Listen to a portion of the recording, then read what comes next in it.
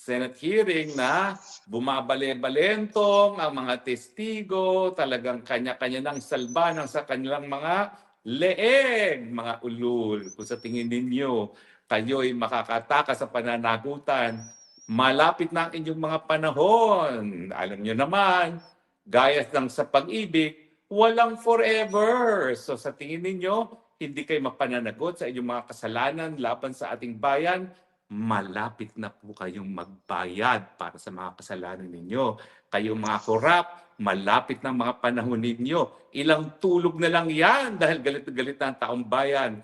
Habang lumalangoy sa tubig baha, kayo nagpapasasa. So kahapon, ano nakita natin? Bukod dun sa pagsisinungaling nung tao ni Angara na nagsalita na nung minsan, na-capture sa camera, nagbigay siya ng 8 billion, ngayon binabawi. Eh siyempre, yung 8 billion na yun na sa Malacanang idiniliber, eh siyempre, ang idadawit yun, walang iba kundi ang bangag sa Malacanang. Dahil sino pa ba ang pagpupuntahan ng perang yun kung hindi ang bagag sa Malacanang?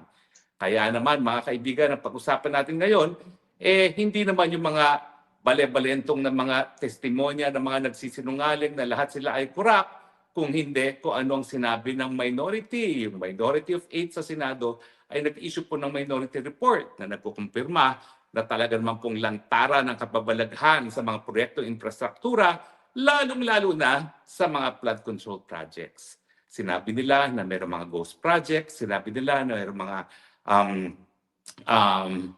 substandard na mga proyekto, sinabi nila na mayroong sabwatan sa bidding, nayarian sa bidding, at syempre, pagdating sa pananagutan, ang sinisi nila ay ang Kamara de Representante at bagamat hindi pinangalanan, ay talagang yung liderato ng Kamara dahil sila naman ang nagbigay ng pondo, lalong-lalo na doon sa mga manumalyang mga proyekto, yung mga insertions na tinatawag. Pangalawa, sila rin ang may kapangyarihan na dahil sila ang gumawa ng pangtaon ng budget, dapat sila rin ang nagsiguro na yung pera ng taong bayan ay nagastos ng tama. Kaya nga meron tayong tinatawag na plenary powers ang Kongreso, no? Para nga siguraduhin na tama ang paggastos sa pera ng taong bayan. Abay, kaya naman tayo gumawa ng Kongreso, hindi lang para masiguro na hindi tayo pagbubuwisan, na hindi tayo kinukonsulta kung paano gagastusin nating pera. Kung hindi, yung ating mga ginawang representante, sila rin ang magsisiguro na magagastos sa tamang pamaraan ang ating pera. Pero nangyayari po, yung mga representante natin, sila ang naglalapa. Kaya ang basihan ng pananagutan sa ayon sa Minority Report, itambaluslos ay malinaw. Siya ang liderato, siya ang leader ng House na nagpapasa ng pantaon ng budget, siya ang nag-approve ng lahat ng mga insertions sa ginagawa ng mga mambabatas dahil after all, as Speaker of the House ng Administration Party, ang dapat niyang gawin ay talagang maipasa yung budget as requested by the President. At kung yan ay nabago, yan ay dahil sa approval ni Tambaluslos. Pangatlo, siya ang may responsibilidad na masiguro nga rin na ang pera ng taong bayan ay nagagastos sa tamang mga pamamaraan. At pang-apat, siya rin ang may responsibilidad na masiguro nga na yung mga nagkakamali at mga lumalabag sa batas ng mga kongresista, mga senatong at mga kontratista ay nakakasuhan na imbestigahan at napaparusahan. Siyempre, ang tambaluslos ay lulusot yan sa pananagutan. Pero paano naman siya ngayon makakalusot dito sa testimonya ng dalawang testigo, napakatapang babae, talaga ako, saludo ko sa mga kababaihan, hindi umaatras sa laban, na nagsabi na yung bahay na 3,000 square meters worth 1.6 billion na binili kay Doris Magsaysay ay pag-aari ni Tambaluslos. Tambaluslos, magkano bang sweldo ng Speaker of the House? Sabihin na natin 4 million a year. Saan mo kukunin ang 1.6 billion na halaga ng bahay na yan? At mantakin ninyo, hindi lang naman yan ang bahay niya dyan. Ako nakarating na mismo sa bahay niya dyan sa McKinley na mahigit 1 hektarya.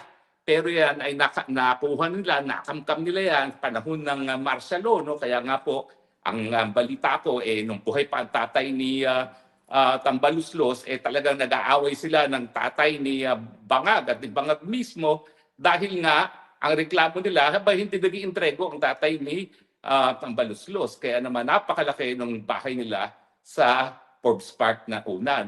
Alam mo yung bahay na yun? may tennis court, may swimming pool, 1 hektaryang mahigit ang bahay na yan. Tapos ngayon, namili pa. Huwag natin kakalimutan na itong bahay na kinilala ng 2 testigo bilang pag-aari ni Speaker Romualdez sa 30 Tamarin ay parehong bahay na sabi ni Zaldico ay ipinabili ni Bangag kay Speaker para dyan iimbak ang lahat ng kwarta na kinita nila galing sa smuggling na agricultural products at infrastructure projects. Ganong kadaming pera ang inaasahan nilang pumasok na mapupuno ang isang bahay na mayroong lupa na 3,000 square meters. Dahil ayaw na nga nilang ideposito sa bako yan. Yan yung imbakan ng basura. At siyempre, dahil ang basura ay mahalaga, ang ginawa nilang basurahan, Forbes Park, worth 1.6 billion pesos. So ngayon po, nagtutugma-tugma na. Kung akala ng mga kawatan na sila ay makakaiwas sa pananagutan, unti-unti nang lumalabas po ang katotohanan.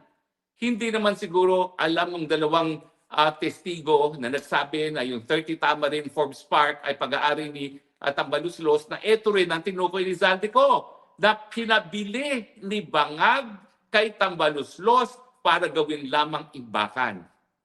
Can you imagine kung ganong karaming pera ang inaasahan nilang kitain galing doon sa smuggling ng agricultural products at sa infrastructure? Yan pa lang yung 2 bagay na yan. No? Meron pang confidential funds na alam natin na talaga namang pinepera-pera lang ng ating mga bangag sa gobyerno. Naku po, talaga namang pong hindi ko akalain na ang pagnanakaw pala galing sa kabanang bayan ay talagang po pwedeng maging genetic. Kung ganong kasama ang ama, ganun din ang anak. Bagay, sinasabi nga ng mga matatanda, ang punong mangga hindi po pwede magbunga ng santol. Kung ganong kabulok ang pinanggalingan, ganun din kabulok ang magiging prutas. At yan nga po ang nalalaman natin ngayon at napapatunayan na yung 30 Tamarin, 3,000 square meters, Forbes Park, purchased for 1.6 billion, ay binili lamang, pinabili ng Bangag kay Tambaluslos para gawing imbakan ng pera.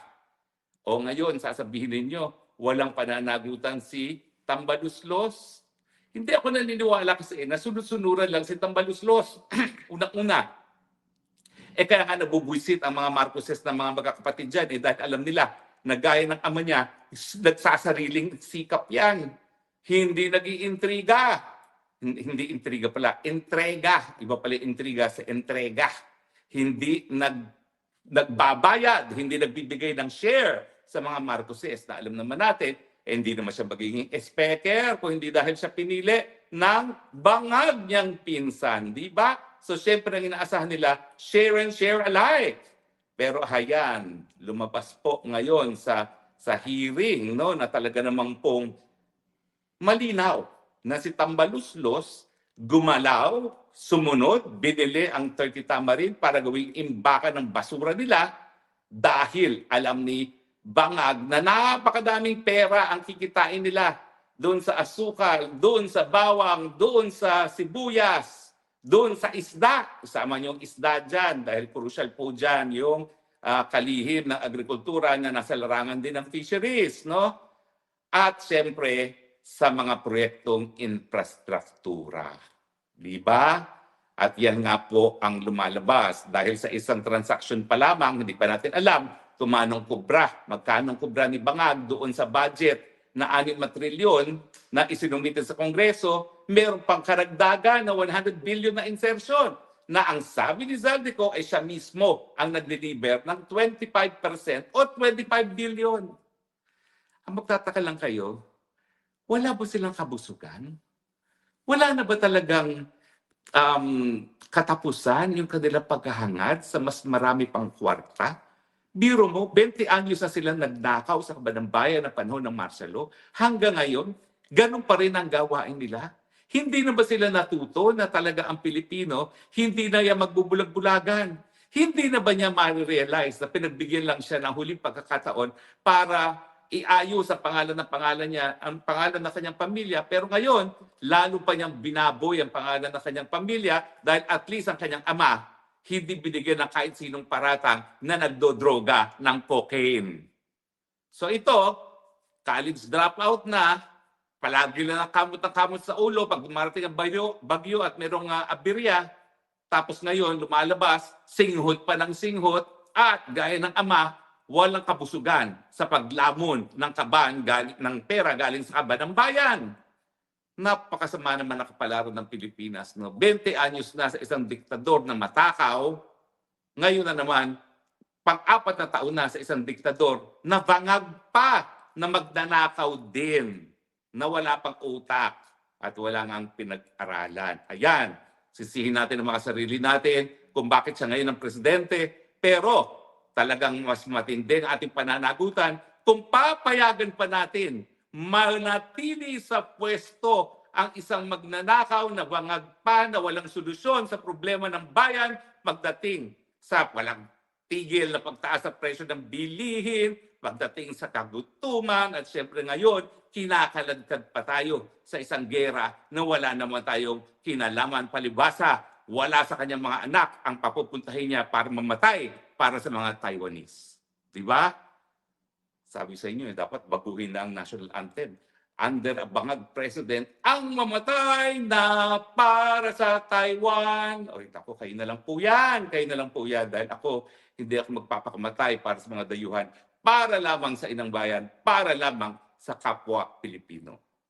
So ngayong nagtugma-tugma na po ang mga sinabi ni Zaldico, ang sinabi ng testigo na meron talagang mamamahay na binili si Romualdez, na tinutukoy naman ni Zaldico na ito nga yung biniling bahay sa ayon sa kautusan ng bangag na bilhin niyang bahayan para dyan i-imbak ang mga basura nila.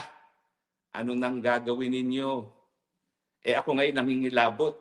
Napansin niyo ba sa hearing na nagtatanong sa witness, ang sasagot, si Senator Ping? Ewan ko ba kung ano nangyari kay Senator Ping? Talagang hinahanga ako po yan si Senator Ping. Nung siya nagtago, ako pang tumayo tagapagsalita niya. Kasi nga, believe na believe ako kay Senator Ping dahil sa mulat-mula, siya talaga yung naninindigan laban sa pork barrel, laban sa pagnanakaw ng mga congressman at senatong pagdating sa pantao ng budget. Bakit ngayon? Parang meron siyang pinagtatakban. Hindi ba malinaw sa kanya ngayon ang pananagutan ni Martin Romualdez? Hindi ko maintindihan na alam naman niya bilang isang mambabatas din kung gano'ng makapangyarihan ang leader ng Senado at ng Kongreso. Wala pong demokrasya dyan.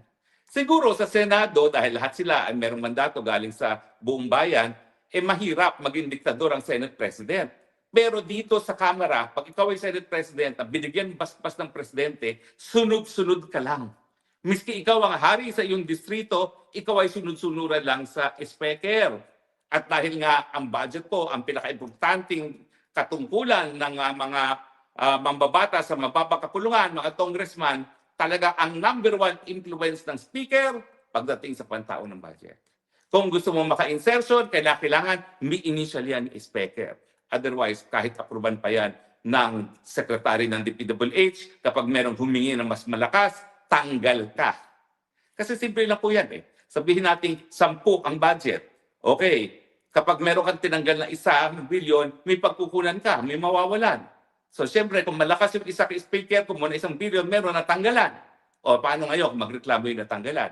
So talagang in the end, it is only the speaker that will decide kung sino po pwede magkaroon ng insertion. Siya lang ang susundin, pati na Committee on Appropriations. Kaya naman, ang committee chairman ng appropriations dapat talaga sunod-sunuran kay speaker. Hindi po nangyayari yan. May sariling takbo ang committee chairman ng appropriations. Yan lang pong trabaho niya ay ipagpatupad ang gusto mangyari na speaker. At siyempre, kaya naman nasusunod ang gusto ng speaker dahil yan ay merong approval. Whether or not express galing sa presidente. Dahil ang speaker naman ay talagang ipinili ng presidente. So mga kaibigan ha, kahit gano'n nilang tangkain na pagtakpan ang kanilang pagnanakaw, lumalabas na ang totoo. Ang nakuha ko sa hearing na yan, unang-una, yung bata ni Angara na yusek sa DepEd, sinungaling pagdating dun sa 8 billion. Dahil ako, nakita ko sa mga naunang paghihiring na sinabi talaga niya na siya mismo nag-deliver na 8 billion dyan sa Malacanang. Okay? At yung 8 billion na yon para ES-SAP. Tapos ngayon, tinatanggi niya. Ang tanong, saan napunta yan? Now, dun sa minority report, bagamat sinabi nga nila na may pananagutan ang Speaker of the House, ang tanong, sino pa ang nag-utos ng lahat na ito kay Speaker? At siyempre, walang ibang patutunguhan yan kung hindi ang presidente mismo. Dahil ang presidente mismo ay pinsan buo ng Speaker at siyempre, hindi naman siya magiging Speaker kung hindi dahil sa presidente na nagsabing gawin natin siyang Speaker. Di ba po? So, mga kaibigan, sa akin ang pinaka-importante, at least, kumpirmado ang 30 Tamarin, 3,000 square meters property sa South Forbes Park, pinabili ni Bangag kay Tambaluslos para gawing lamang tambakan ng basura galing sa mga agricultural smuggling at galing sa mga tongpats sa infrastruktura, lalong-lalo na sa mga flood control projects.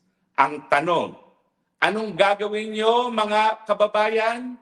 Ang tanong sa kasundaluhan, hindi pa kinakailangan ng protektahan ng taong bayan sa ganitong lantarang pagnanakaw ng kaban ng bayan? Hanggang kailan kayo mananahimik? Hanggang mawala ng Republika ng Pilipinas? Hanggang kailan tayo magtitiis? Nalalangoy tayo sa baha, samantalang linalamo ng pera na nakalaan sana para maibsan nga ang epekto ng pagtag-ulan sa ating bayan. Ilang tulog na lang po, bagyo na naman. Pebrero na po, magtatag-init hanggang Hulyo. Pero pagdating po ng Agosto, haya na naman ang mga bagyo, langoy na naman tayo, wala na naman tayong aasahan sa mga flood control projects dahil nilamon na ng mga bangag, ng mga tambaluslos, ng mga senatong at mga congressman. Hanggang kailan kayo magtitimpi sa hirap? Hindi na ba kayo nahihirapan? Hindi na ba kayo napapagod? Pwede ba? Paglaban nyo naman inyong mga sarili. Pag tayo nanindigan laban sa korupsyon, hindi tayo nagpapakabayani para sa iba. Nagpapakabayani tayo para sa ating mga sarili. Dahil kinakailangan natin yan, ninanakaw nilang pera para nga maibsan ang mga paghihirap natin pag nagkaroon ng baha. Para magkaroon tayo ng libreng gamot at libreng gamot na isinulong na natin ng batas na ngayon ay kinukurakot pa nila. Pag-usapan po natin kung naibalik na yung pinababalik ng Korte Suprema sa gobyerno, dahil ang alam ko, mukhang hindi na ibalik yan at ang gagawin lang nila, parang sa budget din nila kukunin na hindi naman po talaga yan ang intensyon. So mga kaibigan, pasensya na po, titigil na ako dahil ako'y tumataas ng high blood pressure. Okay?